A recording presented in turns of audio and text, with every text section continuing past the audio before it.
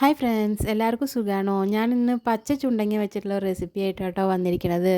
ഈ പച്ച ചുണ്ടങ്ങ നമ്മളൊന്ന് ലൈറ്റായിട്ടൊന്ന് ഉടച്ചിട്ട് വെള്ളത്തിലിട്ട് 2 പ്രാവശ്യം നന്നായി കഴുകിയെടുക്കണം കേട്ടോ. അതിൽ ചെറിയ വിതകളൊക്കെ ഉണ്ടാവും. പിന്നെ അതിനൊരു കയ്പ്പും ഒരു ലൈറ്റ് ചവർപ്പൊക്കെ ഉണ്ട്. അത് പോകാൻ വേണ്ടിയിട്ടാണ് നമ്മളിങ്ങനെ ചെയ്യണത്.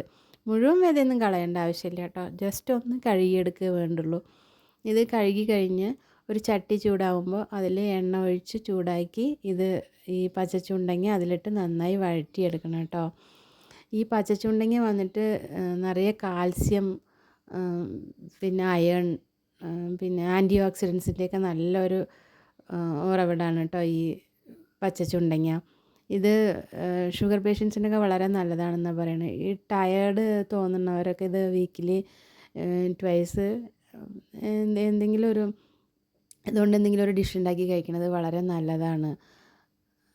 പിന്നെ ഇതൊന്ന് നന്നായി വഴറ്റിയ ശേഷം അതെടുത്ത് മാറ്റിയിട്ട് അതിൽ ഉഴുന്ന് കടുകും ഇട്ട് ഒന്ന് പൊട്ടുമ്പോൾ അതിൽ വറ്റൽമുളക് പിന്നെ ചെറിയ ഉള്ളി കുറച്ച് അധികം എടുത്തോളൂ കേട്ടോ. ചെറിയ ഉള്ളി ഇട്ട് നന്നായി വഴറ്റിയിട്ട് അതൊരു പകുതി ഭാഗമാകുമ്പോൾ അതിൽ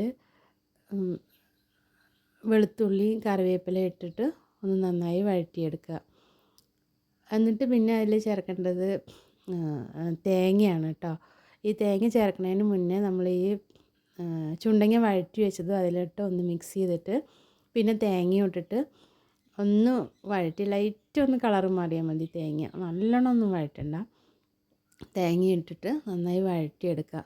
എന്നിട്ട് നമ്മളൊരു ചെറിയ പുളി, അത് നമ്മുടെ ടേസ്റ്റിനനുസരിച്ച്, ഇതിനുള്ള ഒരു ലൈറ്റ് കയ്പ്പൊക്കെ പോകാൻ വേണ്ടിയിട്ടാണ് കുറച്ച് പുളി, ഒരു ചെറിയ നെല്ലിക്ക വലുപ്പത്തിൽ കുറച്ച് നമ്മുടെ ടേസ്റ്റിനനുസരിച്ച് പുളി ചേർക്കണം കേട്ടോ.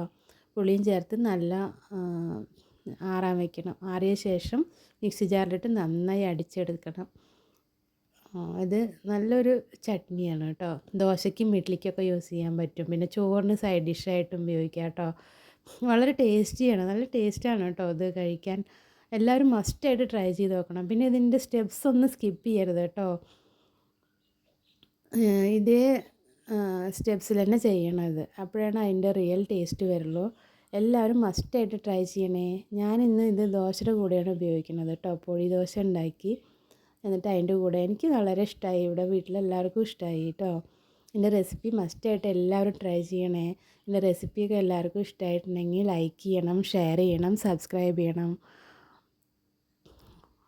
Okay, bye friends, thank you.